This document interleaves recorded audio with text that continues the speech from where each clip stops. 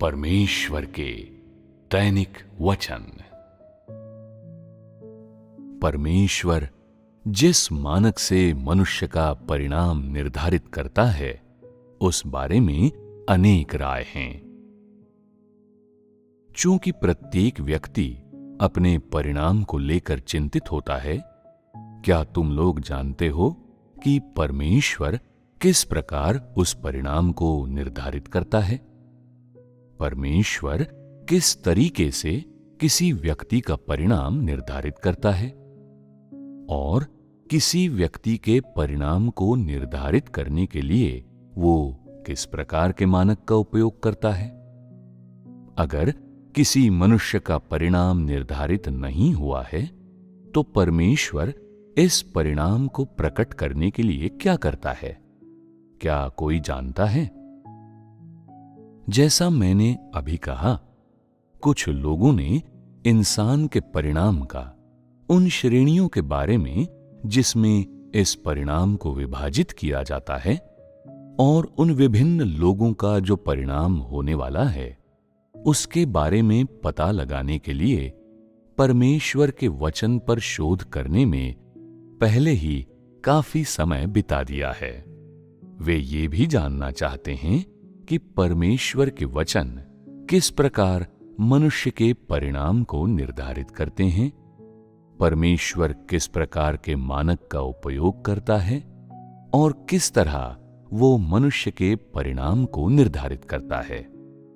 फिर भी अंत में ये लोग कोई भी उत्तर नहीं खोज पाते। वास्तविक तथ्य में परमेश्वर के कथनों में इस मामले पर ज्यादा कुछ कहा नहीं गया है। ऐसा क्यों है? जब तक मनुष्य का परिणाम प्रकट नहीं किया जाता, परमेश्वर किसी को बताना नहीं चाहता है कि अंत में क्या होने जा रहा है। न ही वो किसी को समय से पहले उसकी नियति के बारे में सूचित करना चाहता है, क्योंकि ऐसा करने से मनुष्य को कोई लाभ नहीं होगा। अभी मैं तुम लोगों को केवल उस तरीके के बारे में बताना चाहता हूं जिससे परमेश्वर मनुष्य का परिणाम निर्धारित करता है। उन सिद्धांतों के बारे में बताना चाहता हूं जिन्हें वो मनुष्य का परिणाम निर्धारित करने और उस परिणाम को अभिव्यक्त करने के लिए अपने कार्य में उपयोग करता है, और उस मानक के बारे में बताना चाहता हूं जिसे वो ये निर्धारित करने के लिए उपयोग में लाता है कि कोई व्यक्ति जीवित बच सकता है या नहीं। क्या इन्हीं सवालों को लेकर तुम लोग सर्वाधिक चिंतित नहीं हो? तो फिर लोग कैसे विश्वास करते हैं परमेश्वर ही मनुष्य का परिणाम निर्धारित करता है? तुम लोगों ने इस मामले पर अभी अभी कुछ कहा है। तुम में से किसी ने कहा था कि ये कर्तव्य को निष्ठापूर्वक करने और परमेश्वर के लिए खुद को खपाने की खातिर है। कुछ ने कहा कि ये परमेश्वर का आज्ञा पालन करना और परमेश्वर को संतुष्ट करना है।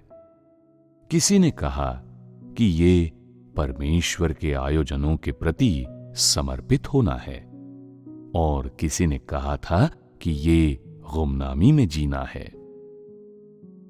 जब तुम लोग इन सत्यों को अभ्यास में लाते हो, जब तुम सिद्धांतों के अनुरूप अभ्यास करते हो जो तुम्हें सही लगते हैं, तो जानते हो परमेश्वर क्या सोचता है? क्या तुम लोगों ने विचार किया है कि इसी प्रकार से चलते रहना परमेश्वर के इरादों को संतुष्ट करता है या नहीं? क्या ये परमेश्वर के मानक को पूरा करता है? क्या ये परमेश्वर की अपेक्षाओं को पूरा करता है? मेरा मानना है कि अधिकांश लोग इस पर विचार नहीं करते।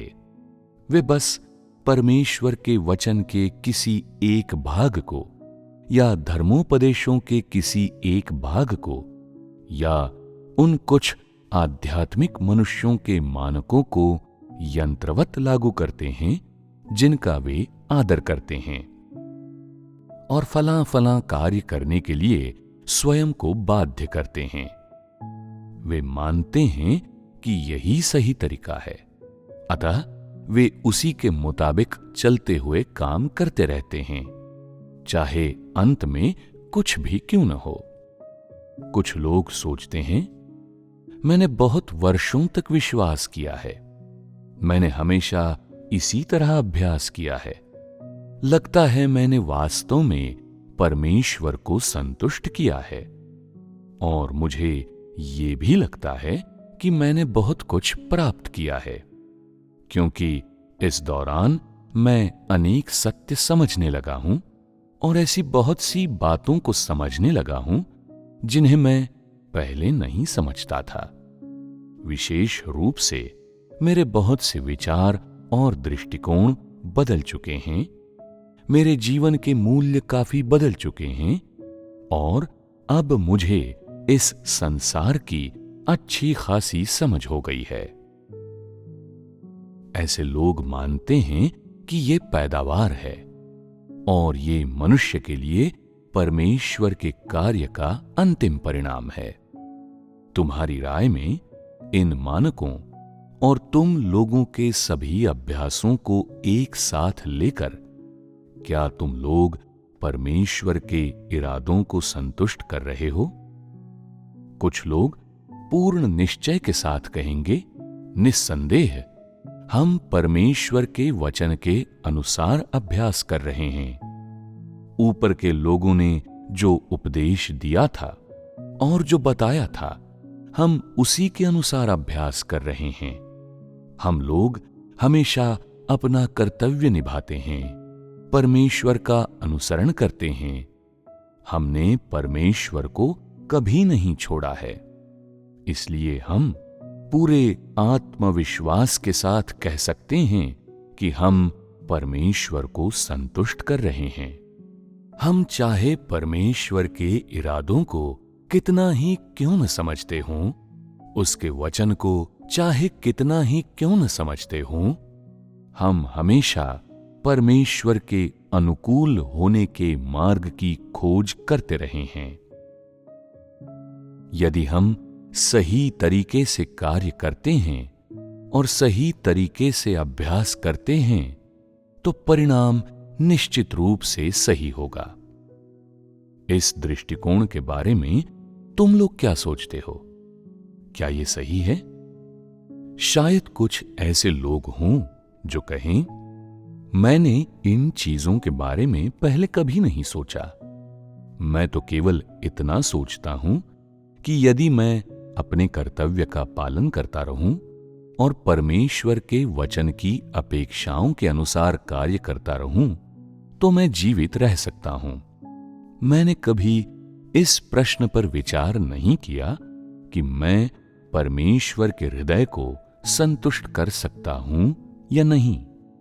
न ही मैंने कभी ये विचार किया है कि मैं उसके द्वारा अपेक्षित मानक को प्राप्त कर रहा हूं या नहीं। चूंकि परमेश्वर ने मुझे कभी नहीं बताया और न ही मुझे कोई स्पष्ट निर्देश प्रदान किए हैं, इसलिए मैं मानता हूं कि यदि मैं बिना रुके कार्य करता रहूं तो परमेश्वर संतुष्ट रहेगा और मुझसे उसकी कोई अतिरिक्त अपेक्षा नहीं होनी चाहिए। क्या ये विश्वास सही है? जहां तक मेरी बात है, अभ्यास करने का ये तरीका, सोचने का ये तरीका और ये सारे दृष्टिकोण, वे सब अपने साथ कल्पनाओं और कुछ अंधेपन को लेकर आते हैं।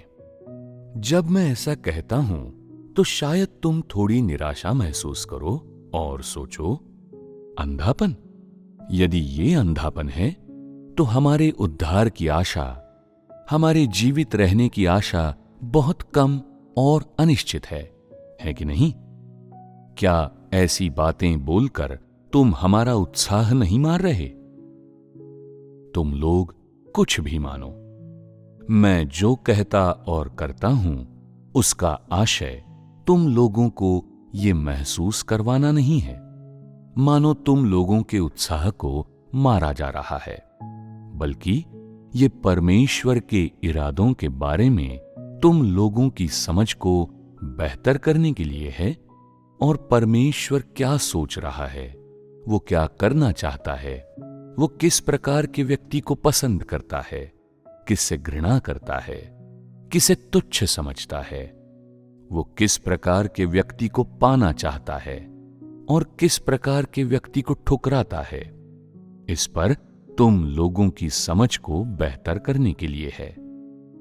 ये तुम लोगों के मन को स्पष्टता देने, तुम्हें स्पष्ट रूप से ये जानने में सहायता करने के आशय से है कि तुम लोगों में से हर एक व्यक्ति के कार्य और विचार उस मानक से कितनी दूर भटक गए हैं जिसकी अपेक्षा परमेश्वर करता है। क्या इन विषयों पर विचार विमर्श करना आवश्यक है? क्योंकि मैं जानता हूं तुम लोगों ने लंबे समय तक विश्वास किया है और बहुत उपदेश सुने हैं, लेकिन तुम लोगों में इन्हीं चीजों का अभाव है।